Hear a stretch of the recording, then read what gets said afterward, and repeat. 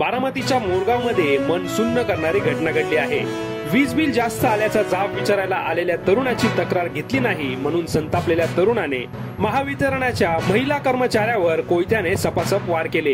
या हल्ल्यात गंभीर जखमी झालेल्या महिला कर्मचाऱ्याचा उपचारादरम्यान मृत्यू झाला आहे। रिंकू बनसोडे वय वर्ष 34 असं मृत महिलेचे नाव असून त्यांना 1 वर्षाचे बाळ आहे। मिळालेल्या माहितीनुसार रिंकू गोविंदराव बनसोडे राहणार लातूर शहर या 10 वर्षांपूर्वी महावितरणामध्ये नोकरीला लागल्या होत्या। सध्या त्या मोरगाव शाखेत सेवा देत होत्या।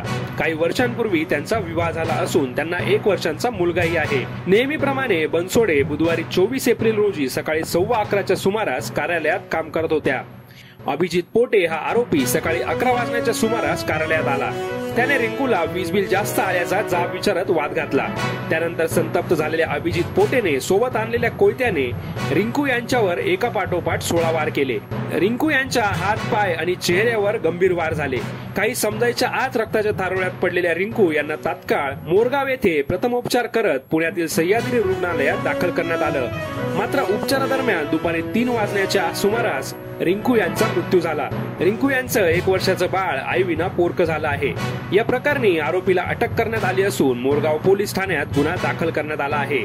हल्ला केलेल्या आरोपीचं वीज बिल रत्नाबाई सोपान पोटे या नावाने आहे। चालू एप्रिल 2024 या महिन्याचे 63 युनिट वीज वापराची वीज बिल 570 रुपये इतके आहे। मागील 12 महिन्याचा वापर तपासला असता तो 40 ते 70 युनिट मध्ये आहे।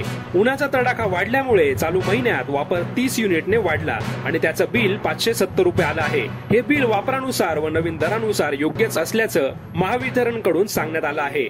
यासोबतच याबाबत कोणतीही लेखी किंवा ऑनलाईन तक्रार महावितरणाकडे आलेली नाही अशी माहिती देखील महावितरणाकडून देण्यात आली आहे।